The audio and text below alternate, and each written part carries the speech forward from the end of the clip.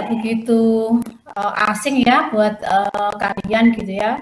Mungkin kita sudah sering dengar ya istilah apa sih itu populasi, sampel dan sampling begitu. Tapi nanti akan kita lihat lebih mendalam terkait sama penelitian kita, khususnya penelitian kuantitatif ya seperti itu. Jadi ada 3 kata kunci yang penting di sini adalah populasi, sampel dan sampling ya.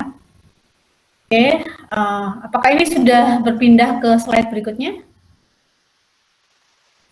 Sudah, Bu. Oke, ya, sip. Nah, sebelumnya kita harus tahu dulu ya beberapa terminologi yang supaya nanti kita tahu batasannya. Ini yang namanya sampel, yang namanya sampling, kemudian ada nanti namanya juga sampling frame dan sebagainya ya, gitu ya. Kita mulai dulu hal yang sifatnya general yaitu populasi gitu ya, atau istilah yang lain namanya studi population gitu ya. Jadi populasi itu mengarah pada keseluruhan kelompok orang, kejadian atau hal-hal menarik yang ingin peneliti investigasi. Investigasi maksudnya ingin diteliti begitu ya.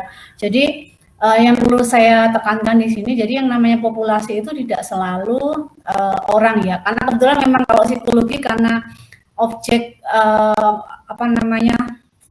objek penelitiannya adalah manusia, otomatis dia adalah populasinya manusia ya. Mungkin tapi kalau studi yang lain misalnya ekonomi atau apa mungkin bisa jadi tidak selalu orang ya seperti itu. Kemudian kalau menurut Andy Field yang namanya populasi adalah sekelompok unit yang akan dikenai generalisasi dari hasil penelitian. Nanti akan kita lihat yang namanya generalisasi itu seperti apa. Ini tidak ada tidak ada padanannya ya dalam bahasa Indonesia gitu ya. Jadi makanya nanti kita tetap kita pakai istilah ini gitu ya. Nanti kita lihat contohnya supaya nanti kita tahu yang namanya generalisasi itu seperti apa gitu ya. Ini kemudian kalau Bierman ini saya pikir hampir sama ya definisinya dengan yang pertama. Jadi semesta unit di mana sampel akan dipilih. Ya di sini unitnya nggak selalu manusia, bisa negara, kota, perusahaan dan sebagainya ya seperti itu. Kemudian kalau populasi adalah sampel adalah segmen dari populasi yang dipilih untuk investigasi, untuk diteliti gitu ya maksudnya. Kemudian menurut Aswar, sampel adalah sebagian dari populasi. Jadi bahasa mudahnya sampel itu apa sih? Bagian dari populasi gitu ya. Nah, karena sampel bagian dari populasi, maka sampel harus memiliki karakteristik yang sama dengan populasinya. Karena begini, kenapa ini perlu saya tekankan ya ini kalimat yang ketiga ini. Banyak sekali teman-teman mahasiswa itu menulis ketika menulis skripsi. Jadi ketika di subbab populasi dan sampel gitu ya. Populasinya adalah misalnya mahasiswa psikologi angkatan 2020 misalnya begitu. Kemudian sampelnya adalah mahasiswa psikologi 20 kelas A, B, C misalnya begitu. Kemudian karakteristiknya kayak gini-gini. Nah, jadi yang mempunyai karakteristik itu adalah populasi gitu. Jadi bukan, maksud saya begini, mahasiswa seringnya menuliskan karakteristik itu di sampel ya. Jadi harusnya karakteristik itu adalah di populasi. Jadi karena kan sampel bagian dari populasi, otomatis yang punya karakteristik adalah populasi. Jadi bukan kita menarik sampel dulu, sampelnya adalah ini, karakteristiknya ini, bukan. Jadi sampelnya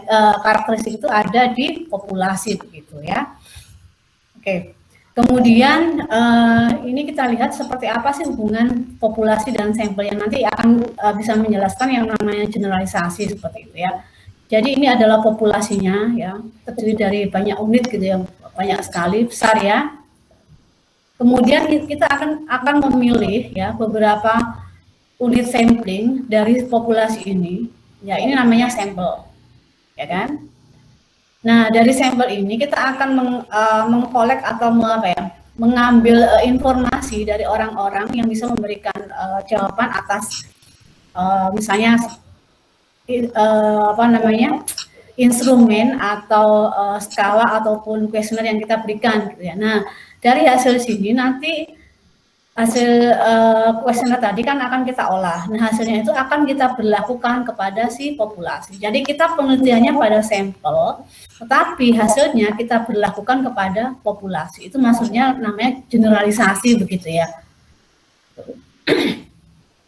Kemudian ada mungkin pertanyaan, mengapa sampel bukan populasi gitu yang kita jadikan sebagai apa namanya analisisnya adalah sampelnya bukan populasi gitu ya. Karena penggunaan sampel dalam penelitian didasari oleh pertimbangan efisiensi sumber daya gitu ya. Jadi kita nggak perlu melakukan menjadikan subjek semua unit di dalam populasi itu sebagai subjek penelitian kita, tapi kita cukup mengambil sampelnya saja ya, sebagian saja seperti itu. Nah, sumber daya ini meliputi waktu penelitian, biaya dan tenaga ya. Kemudian bila populasi yang hendak diteliti harus dipelajari seluruhnya, maka sangat mungkin akan memakan waktu yang lama guna pengambilan data, membutuhkan tenaga peneliti dan menghabiskan dana yang sangat besar ya. Jadi kalau misalnya kita mau menggunakan semua unit sampling dalam populasi itu akan memakan biaya cukup besar maupun tenaga dan waktu ya, seperti itu. Apalagi misalnya kalau penelitiannya hanya skripsi gitu ya, jadi kita tidak perlu mengambil semua unit sampling di dalam populasi kita. Jadi ini adalah gambaran hubungan antara populasi dan sampel. Itu yang saya contohkan bahwa yang punya karakteristik itu di sini. Ya, jadi kita sebutkan yang karakteristiknya apa dari populasi kita, kemudian kita ambil sampelnya, ya. Bukan mengambil sampel dari populasi sini, kemudian kita memberikan karakteristik gitu ya, atau ciri dari sampel kita. Tapi tidak begitu ya. Nah, ini kemudian hasilnya, setelah kita punya data, hasilnya kita analisis, hasilnya akan kita generalisasi, kita berlakukan kepada populasi seperti itu. Ya. Katakanlah misalnya hasil penelitian kita ada hubungan antara X sama Y gitu ya, nah itu berarti berlaku untuk populasinya seperti itu. Kemudian terminologi yang lain, istilah yang lain ada namanya sample size ya. Ukuran atau jumlah sampel di mana peneliti memperoleh informasi yang diperlukan. Sampel size itu gampangnya adalah berapa subjek akan kita gunakan di dalam penelitian kita. Itu namanya sample size ya. Simbolnya itu N kecil. Kalau populasi tadi simbolnya adalah N besar ya, seperti itu. Saya pikir kalian sudah paham ya dengan simbol ini karena di statistik sudah dikenalkan ya. Kemudian istilah yang lain, sampling design atau sampling strategi adalah cara atau prosedur mengambil sampel dari populasi. Jadi caranya kita mengambil sampel itu adalah sampling ya, seperti itu. Kemudian sampling unit atau sampling elemen, contohnya adalah misalnya setiap pelajar, setiap keluarga yang menjadi basis untuk memilih sampel penelitian. Nanti akan kita lihat ya contohnya yang namanya sampling unit, sampling frame dan sebagainya.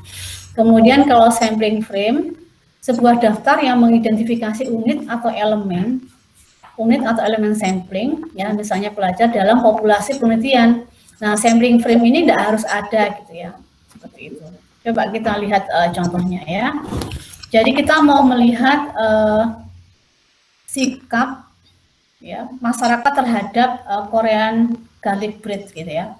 Nah ini kan mungkin lagi in gitu ya, lagi happening gitu ya.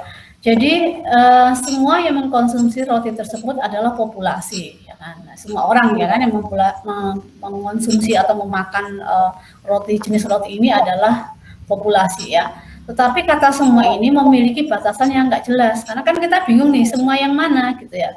Mengapa perlu kita pertanyakan ya? Karena kan apakah semua golongan usia bisa memberikan sikapnya terhadap roti tersebut? Kan karena ini, saya pikir ini kan makanan umum gitu, jadi siapapun kan bisa makan yang mulai dari anak TK sampai orang lansia ya. Tapi kan kita harus memberikan batasan, siapa yang kira-kira memberikan, ketika kita berikan skala atau kuesioner itu bisa mengisi, bisa menjawab. Nah, berarti kan kita perlu batasan nih, berarti kita harus memilih unit atau elemen yang terkait gitu ya. Nah, seperti ini ya. Kita identifikasi lagi. Jadi populasinya adalah semua yang mengkonsumsi roti ini. Kemudian unit atau elemennya adalah misalnya kita pilih perempuan usia 17 tahun sampai 60 tahun gitu ya. Seperti itu. Kemudian kita berikan karakteristik lagi, kita batasi lagi skopnya, misalnya adalah cakupan Malang Raya gitu ya. Kemudian sampling frame-nya semua daftar semua perempuan usia 17 sampai 60 tahun yang berdomisili di Malang Raya. Nah, ini jadi kalau kita tadi sudah dikatakan bahwa sampling frame ini boleh ada, boleh tidak gitu ya. Kalau kita misalnya ada ya tidak apa-apa gitu ya. Nanti akan berarti kita sudah akan mempunyai daftar siapa aja perempuan usia sekian ya yang mengkonsumsi roti ini dan tinggal di Malang ya, seperti itu. Ya. Ini adalah contoh untuk kita menentukan populasi, kemudian target populasinya. Jadi ini yang namanya, ini kan masih populasi ya. Kemudian kita harus tentukan target populasinya siapa. Karena nggak semua orang kan, misalnya tadi disebutkan di sini bahwa anak kecil usia TK, walaupun dia mengkonsumsi roti ini, tapi kan dia tidak bisa menjawab pertanyaan yang kita berikan dalam bentuk kuesioner maupun skala ya kan, seperti itu. Itu ya maksudnya. Kemudian oke, sebelum saya lanjut mungkin ada yang mau ditanyakan.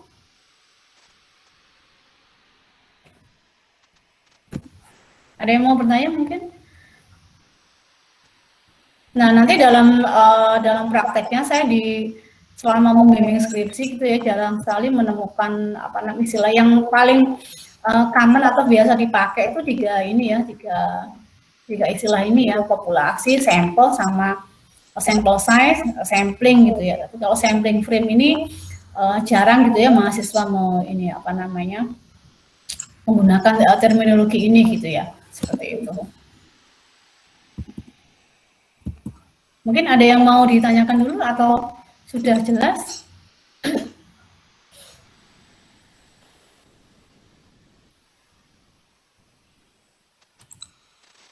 Menurut saya sudah cukup jelas, Bu. Oke, terima kasih. Kita lanjut ya.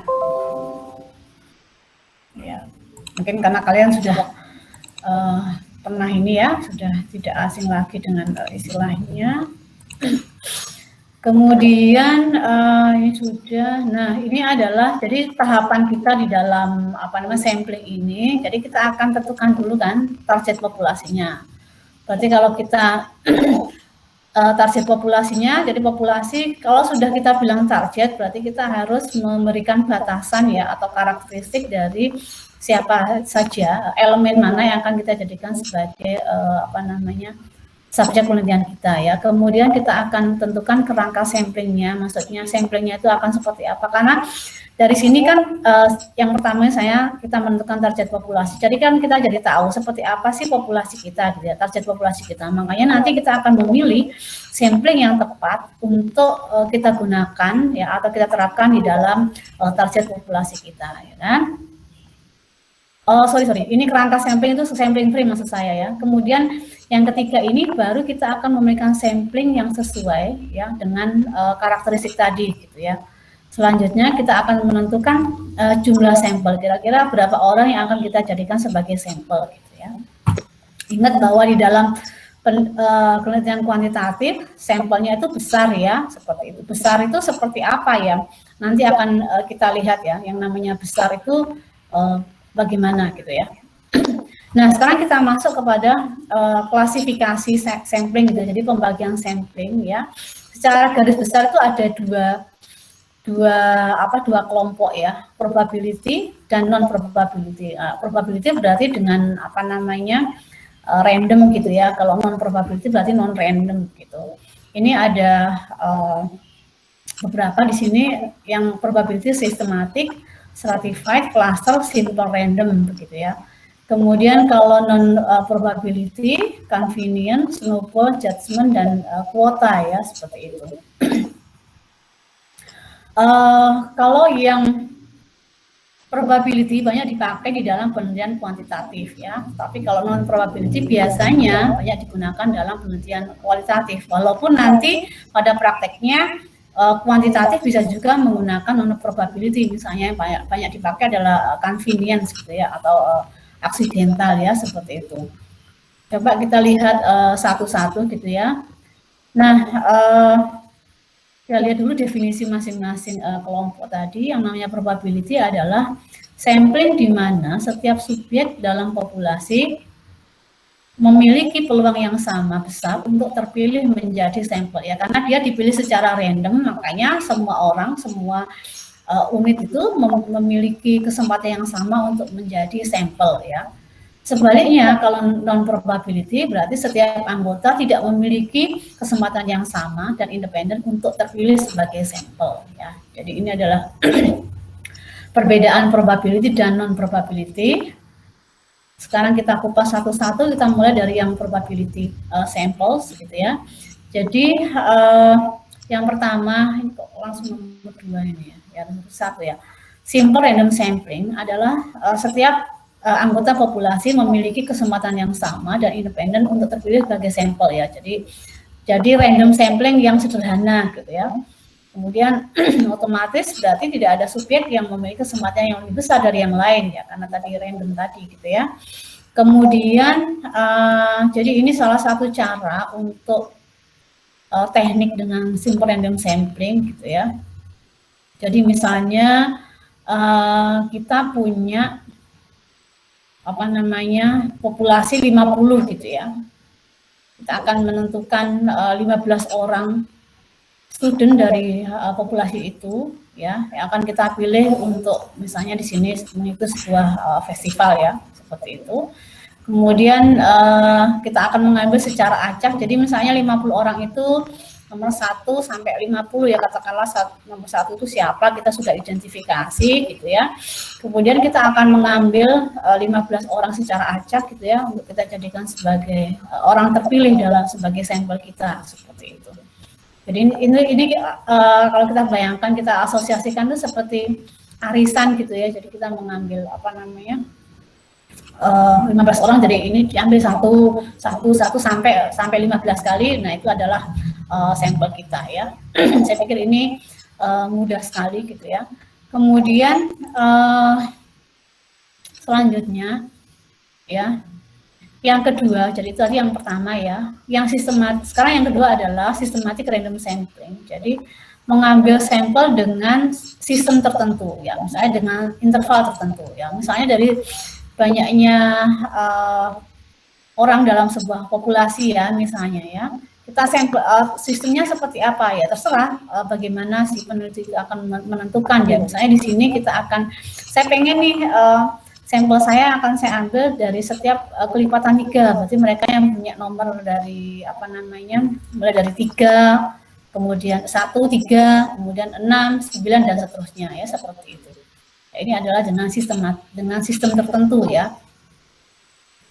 Tapi ini masih dalam apa namanya cakupan random sampling ya. Kemudian stratified random sampling ya. Stratified itu berarti serata gitu ya. Jadi ini dilakukan pada suatu populasi yang terbagi atas beberapa strata atau subkelompok, dan masing-masing subkelompok diambil sampel-sampel terpisah. Ya, misalnya kita punya populasi kelereng, ya kan. Nah, elemen kelereng di sini macam-macam nih. Ya, ada yang apa namanya biru, merah, kuning dan sebagainya. Ya, jadi nanti kita akan menggunakan teknik tertentu ya, agar setiap strata itu diwakili secara adil atau merata ya, seperti itu. Jadi ini adalah stratified random sampling ya. Kemudian ada 2 cara di dalam stratified random sampling. Yang pertama dengan cara proporsional stratified random sampling, jadi dengan proporsi yang sama gitu ya. Di sini pengertiannya, teknik pengambilan sampel dari populasi secara proporsional dari setiap elemen populasi yang dilakukan secara random. Misalnya populasi kita adalah SMP 10 ya, di Malang ya, 10 atau X gitu ya, atau sekolah X gitu ya. Setiap SMP itu kan ada 3 kelas ya, kelas 7, 8, 9. Nah, kemudian setiap kelasnya itu ada subkelas lagi. Jadi kelas 7 itu terdiri dari 4 kelas A, B, C, D. Kelas 8 maupun kelas 9 sama ya. Nah, masing-masing apa namanya kelas ini, jadi kelas 7 itu totalnya dari 4 kelas ini ada 120.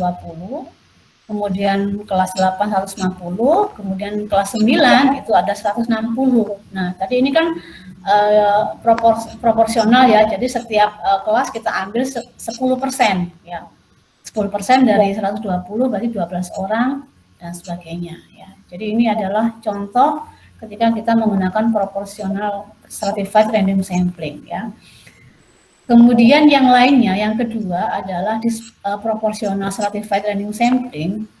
Jadi ini dilakukan tidak dengan mengambil proporsi yang sama setiap strata, tetapi untuk mencapai jumlah masing-masing strata ya. Ini dilakukan dalam rangka sebentar.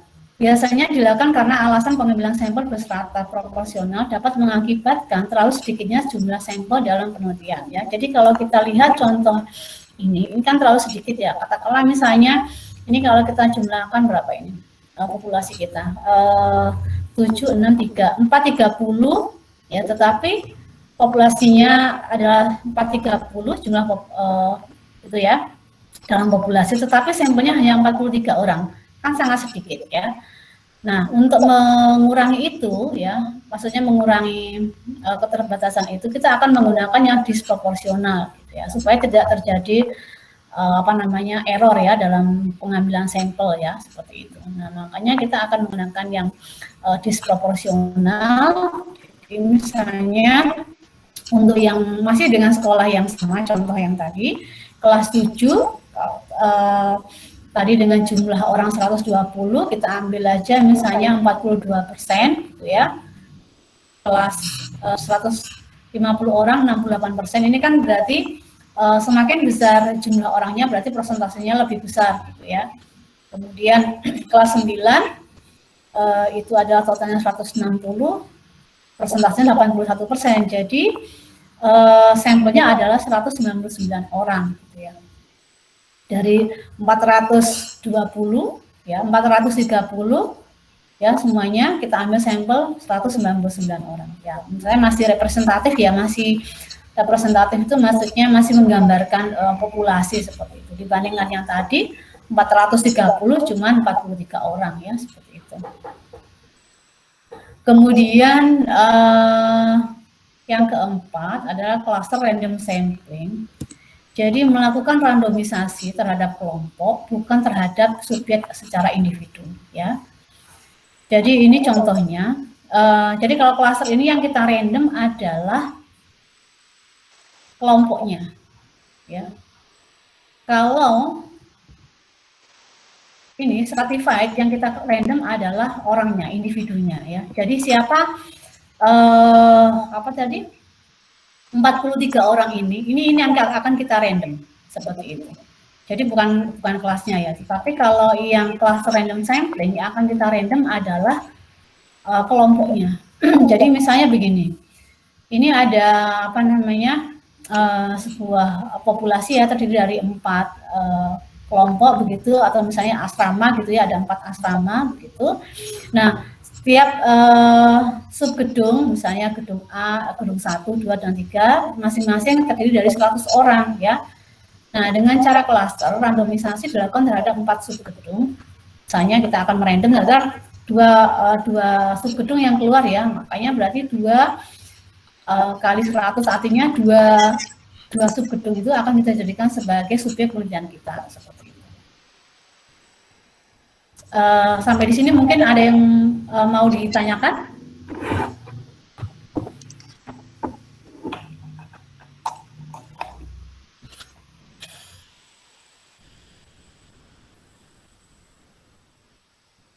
Ada yang mau bertanya mungkin?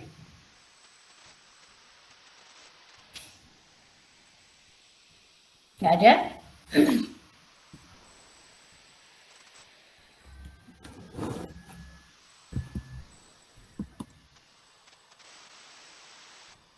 Bisa dilanjutkan ya? Bisa, Bu. Oke.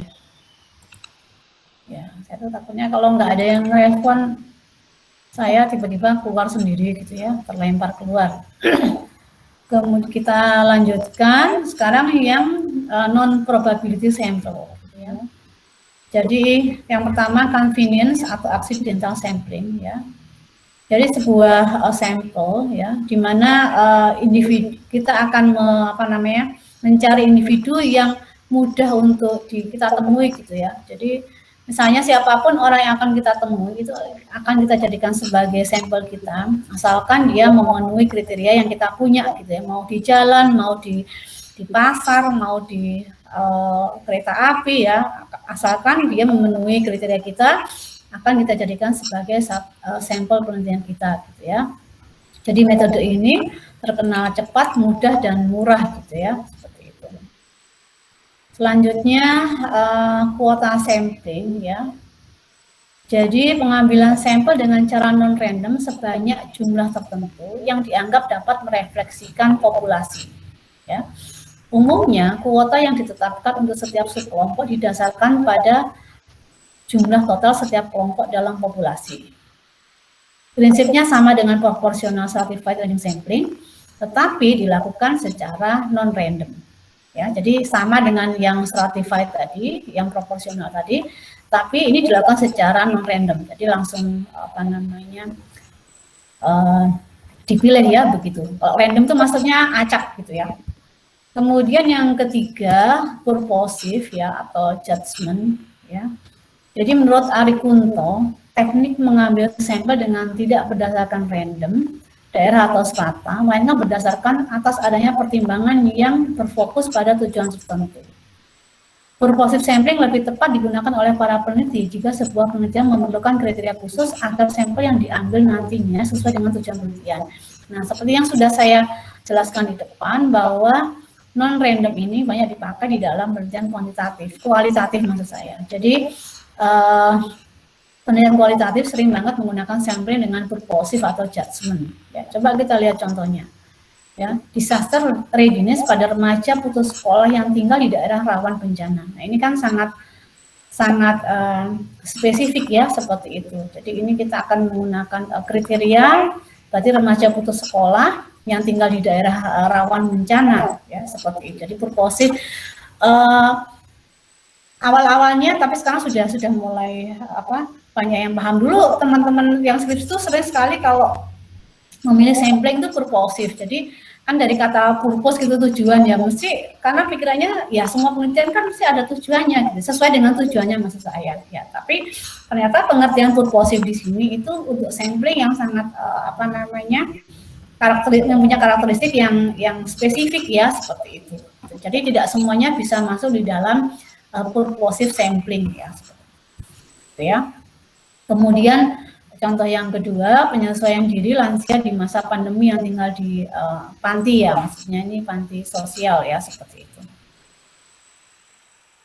Selanjutnya yang keempat ada namanya snowball sampling. Jadi ini didasarkan pada analogi bola salju gitu ya. Misalnya bola salju itu kan awalnya kecil ya. Kita bayangkan kalau dia ada di bukit kemudian turun ke bawah semakin lama semakin besar ya. Mungkin karena kita belum pernah tinggal di sana, tapi analoginya seperti itu gitu ya. Jadi penambahan setiap subjek diperoleh dari subjek sebelumnya ya. Jadi contohnya begini ya, misalnya kita punya satu nih subjek ya. Nah, kemudian kita akan tanya, kira-kira kamu tahu nggak sih orang lain yang bisa memberikan informasi ini, atau misalnya orang lain yang bisa saya jadikan sebagai subjek penelitian saya. Nah, oke Bu, saya punya teman saya. Nah, orang yang kedua. Kemudian dari orang kedua, kamu ini nggak ada lagi nggak? Ini misalnya ada kayak gitu. Jadi terus gitu ya, sampai sesuai dengan yang diinginkan oleh si peneliti gitu ya. Sampai kapan Bu berhenti kita menggunakan mencari subjek ya? Kalau sampai data kita jenuh ya, data kita jenuh itu artinya dari informasi yang diberikan itu tidak ada yang tidak ada yang berbeda gitu ya. Nah, itu berarti nanti kita sudah berhenti gitu ya, seperti itu. Ini sama dengan yang ini tadi, hampir sama dengan purposive ini, tapi snowball itu untuk yang karakteristik yang spesifik, tapi itu tidak muncul di permukaan gitu ya. Artinya kan kalau ini kita masih bisa mencari lah ya, apa remaja yang putus sekolah gitu ya. Jadi kan nanti kelihatan misalnya di data di data RT gitu ya, siapa aja yang putus sekolah ya. Tetapi kalau yang untuk snowball itu kan tidak muncul di permukaan. Misalnya apa ya, untuk kasus-kasus penelitian yang subjeknya itu misalnya harga diri mahasiswa yang berperan sebagai ayam kampus misalnya.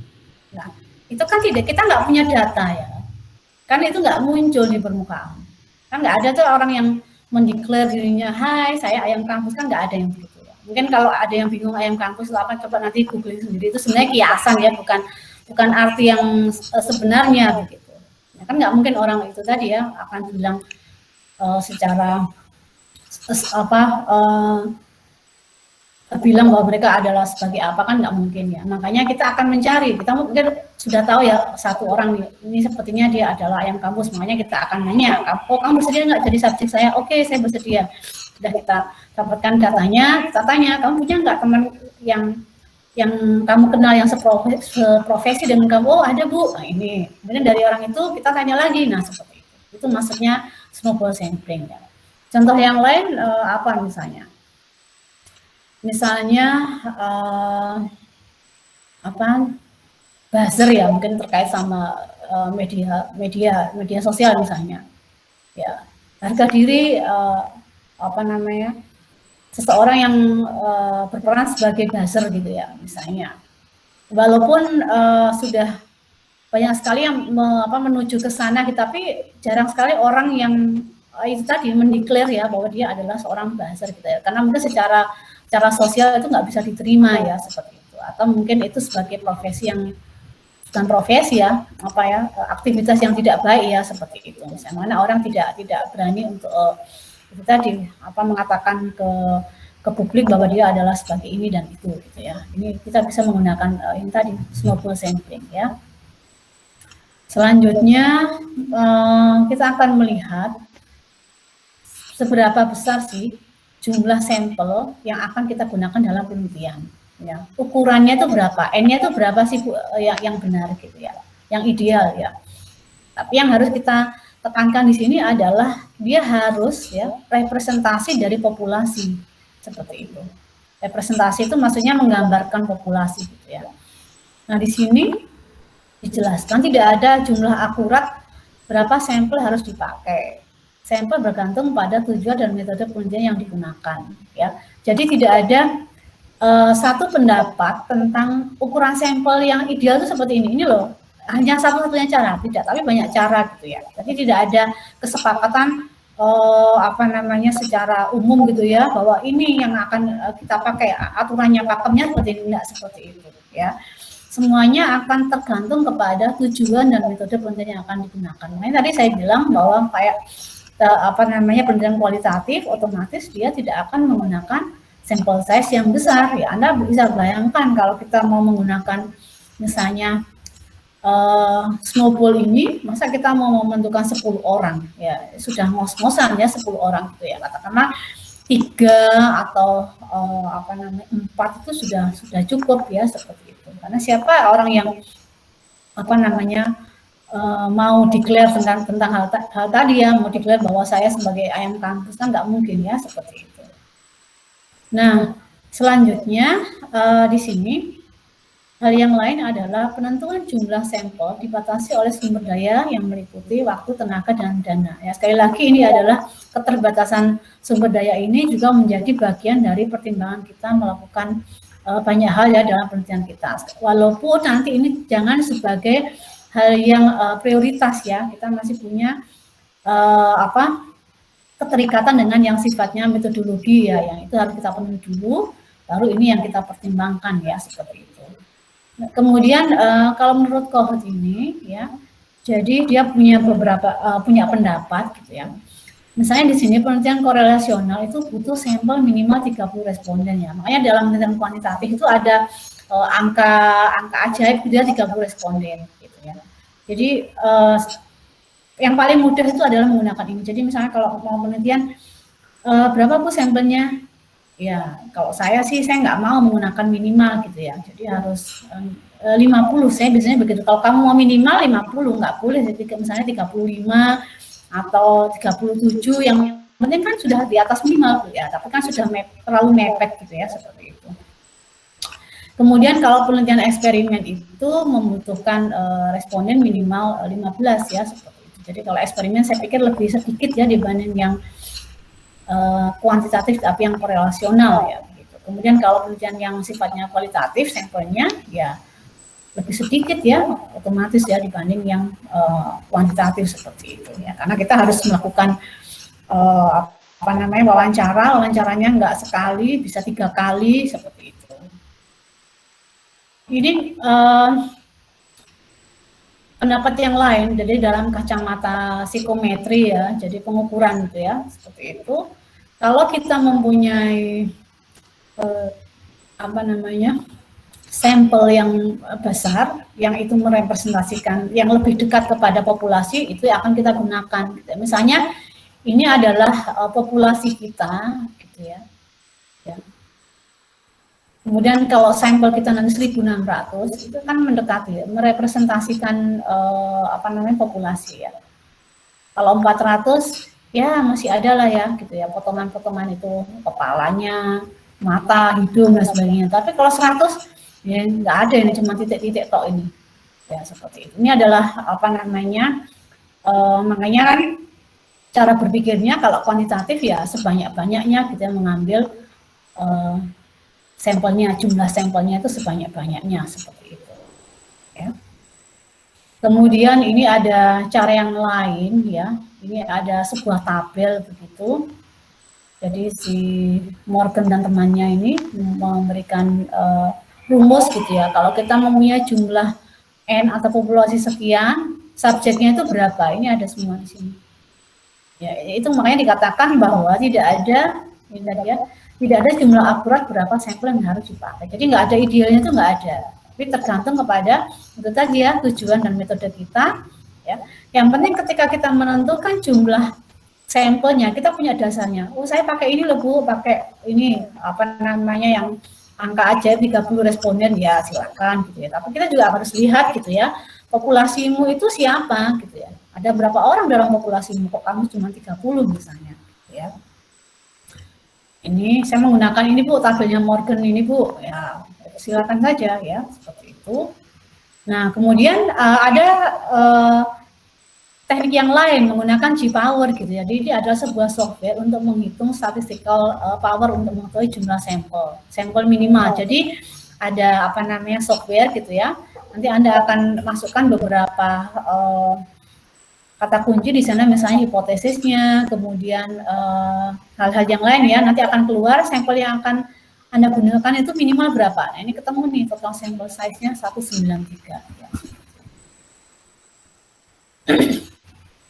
Ada juga yang berpendapat bahwa G-Power ini dipakai untuk dipakai